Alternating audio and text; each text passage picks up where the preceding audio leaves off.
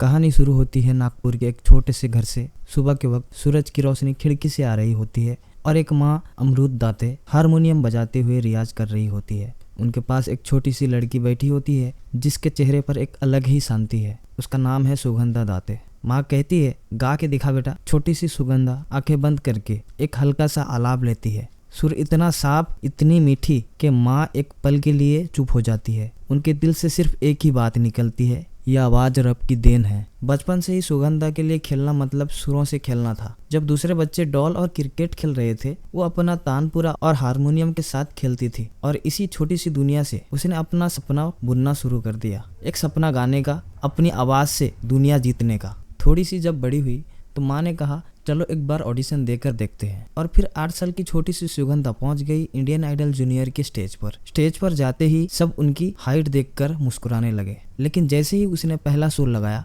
पूरा हॉल चुप हो गया। जज ने कहा, this girl has magic in your voice. Sugandha top 5 तक पहुंची और वहीं से उसका नाम पूरा इंडिया में छाने लगा। लोग कहने लगे, ये तो छोटी सी श्रेया घोषाल है, लेकिन सुगंधा के लिए ये सिर्फ शुरुआत थी। उसने सोचा, मैं एक दिन वो स्टेज पर जाऊंगी जहां मैं अपनी माँ का सपना पूरा कर पाऊं। इंडियन आइडल जूनियर के बाद जिंदगी ने उसे एक ब्रेक दिया, एक ऐसा वक्त जहां लिमलाइट चली गई, लेकिन सुगंधा ने अपनी सुर कभी छोड़ा नहीं। वो रोज रातों को रियाज करती थी, कभी गलती होती तो रो पड़ती थी और फिर खुद को संभालती और दोबारा गाती।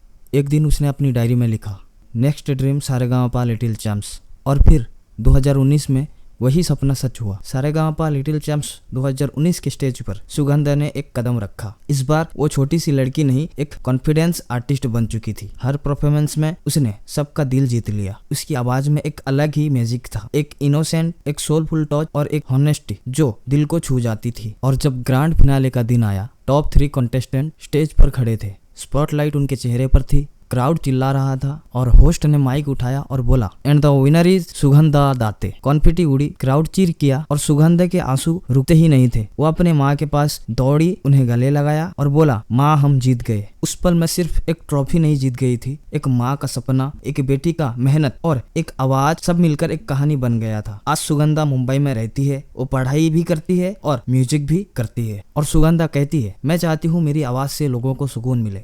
मैं चाहती हूँ जब मैं गाऊं लोग अपना दुख भूल जाएं। उसका ड्रीम अब सिर्फ जीतना नहीं था, अब वो चाहती थी अपनी आवाज से लोगों के दिल तक पहुंचना। और सच कहूँ तो सुगंधा दाते सिर्फ एक सिंगर नहीं है, वो एक सुरों की बेटी है। एक ऐसी आवाज जो दिल से निकली और पूरे देश में गूंज गई। लेकिन कहानी यहाँ खत्म नहीं होती। जीतने के बाद भी सुगंधा ने रुकना नहीं सीखा। वो सोशल मीडिया पर अपना गाना डालने लगी, रियाज और म्यूजिक से अपना कनेक्शन और गहरा करने गई। कभी अपने रूम के एक कोने में बैठकर तो कभी माइक के सामने स्टेज पर। सुगंधा ने हर सुर के साथ अपने सपनों को मजबूत बनाया। फिर 2025 में आया Indian Idol season 16। Indian Idol season 16 audition शुरू हुआ। स्टेज पर वो फिर से आई, इस बार एक कॉन्फिडेंट ग्रोइंग अप आर्टिस्ट के रूप में। जज ने पूछा, तो सुगंधा तुम फिर से वापस क्यों आई? और उसने मुस्कुराते हुए बोला, मैं वापस जीतना नहीं, अपनी पहचान बनाने आई हूँ। जैसे ही उसने हम दिल दे चुके सनम सॉन्ग गाया,